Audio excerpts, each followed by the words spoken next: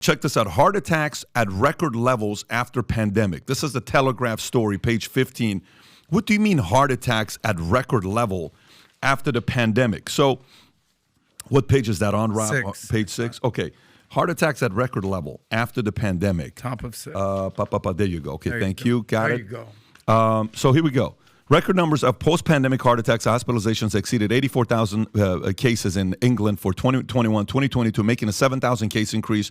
Underlying delayed detection concerns, says official data. A new NHS campaign pushes early action, urging individuals to dial 999 when encountering heart attack symptoms like chest tightness and sweating, aiming for better survival odds, emphasizing Professor Nick Linker, NHS National Clinical Director for Heart Disease. Every moment that passes during a heart attack increases heart muscle damage. Please call 999 so you have the best chance to a full recovery.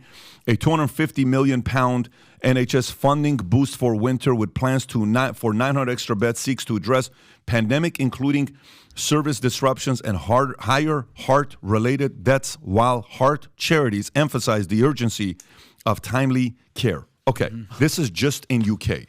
These reports are coming out here. You saw the story of Caleb White, another 17-year-old kid, number 3 high school basketball player in Alabama, dies after collapsing on court.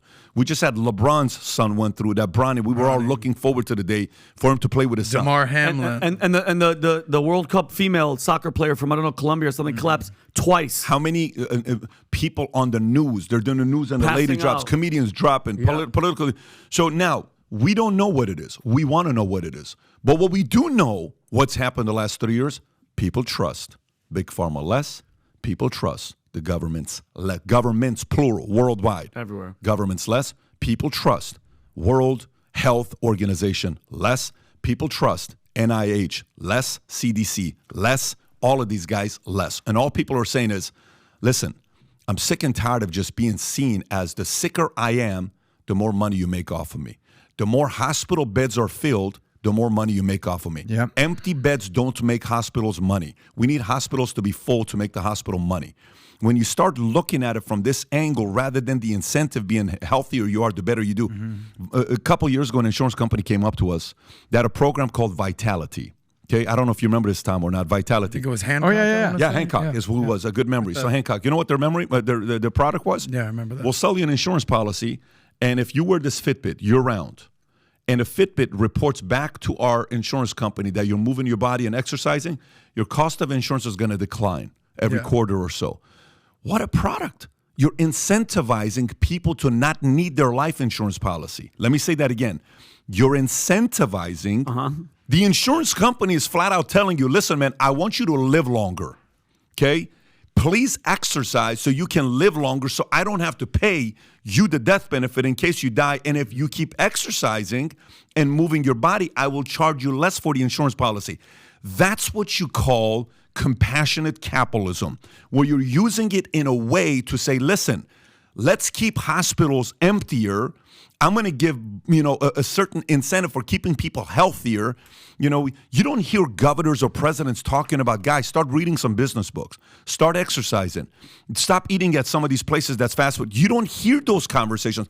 If I told you right now a president that talks about the border, you would say Trump. If I told you a president that talks about the number one world crisis in the world is white supremacy, you would say Biden. If I told you the biggest crisis in the world is climate change, you would think about AOC, Greta, or some of these guys.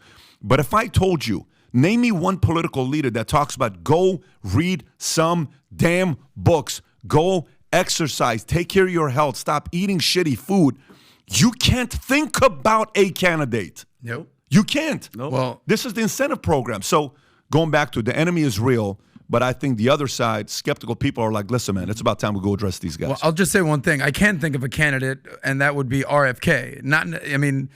It was so fascinating to watch the debate, or whatever the potential debate that he had with the guy Dr. Peter Hotez. Meaning you got RFK, who actually admitted to taking the vaccine, but it says it's okay to question the vaccine, especially the Operation Warp Speed and Rush Down the Pike and what's happening with that. But here you got this dude, how old is he, 70, 65? Just jack diesel, working out. Then you've got Dr. Peter Hotez, vaccine advocate, I'm telling you, under that white coat, it ain't looking good. It ain't looking pretty. Confessed fast food addict. Exactly. So, ultimately, what does it come down to? Are you going to be proactive about your health, or are you going to be reactive? Hospitals, what did we call it yesterday? A hotel for sick people. Unless those beds are not filled, basically the vacancy, they're not making any freaking money. Yeah. Exactly. So, what did we learn during COVID? Just take the jab, take the vaccine, don't ask any questions. Yeah. Nobody was saying, bro, get the fuck outside, work out, get some sun, eat healthy, stay active, sweat. But that's the method. But there's no money in that. Who makes money? The gyms, okay? Fitness instructors, that's awesome. But that ain't big pharma. That's not their business model. That's how they make their money with sick people. You and I are in the insurance business. And Tom, you're an insurance executive. We can call you an insurance executive. It's, have you been a president and a CSO of an insurance company? I was adopted by the industry. So when the questions I'm an executive too. When the questions ask about life insurance, how to get even with the life insurance company, my statement always, don't cancel your policy. Yeah. What do you mean? Don't die. Don't cancel. No. Don't cancel your policy. What does that mean? Don't cancel your policy, because the insurance company banks on eventually you canceling your policy. Yeah. And when you do, that premium goes to who? The insurance company. The company gets it. Okay? So, but if you keep your policy and you eventually die, they have to pay out. So if you want to get even with the insurance company, buy your policy, never cancel. That is the wisest thing you can do. Because what happens with insurance companies is you buy an insurance policy, a 2008 crisis happens, a COVID happens. What's the first thing people cancel? Insurance policy. What they don't realize, the insurance policy you got it when you were 33 years old, healthy, and it was good. You got approved. So your preferred elite, your paying cost of insurance is nothing. But a crisis happened, and now you canceled it. Say you were paying $100 a month. I'm just using basic math. Now you're 43 years old. Okay, you got a wife and 3 kids, and you're like, I got to go out there and get an insurance policy. Well, now you're older, you're sicker, you're not healthier. Now your insurance policy is no longer $100 a month. Now you got to pay $200, $300, $400, whatever the number is going to be, based on your health. So, but people cancel it. If you keep it, you're going to be healthy. We need more policies that say, look, let's incentivize people that don't use health insurance. Let's give credit to people that take care of their health. Give them a tax incentive every year where you're not going to the doctor all the time, where you are keeping a certain weight on your body and all this stuff. Let's give incentives for staying healthy.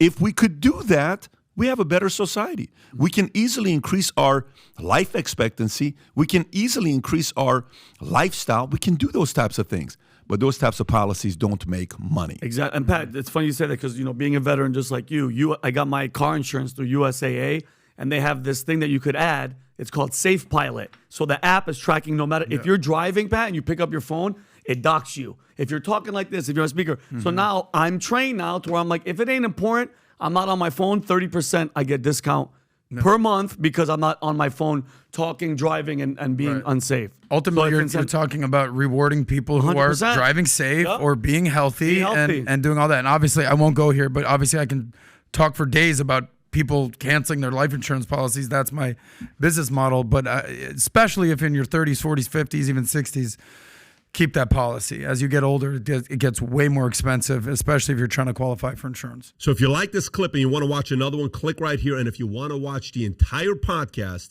click right here.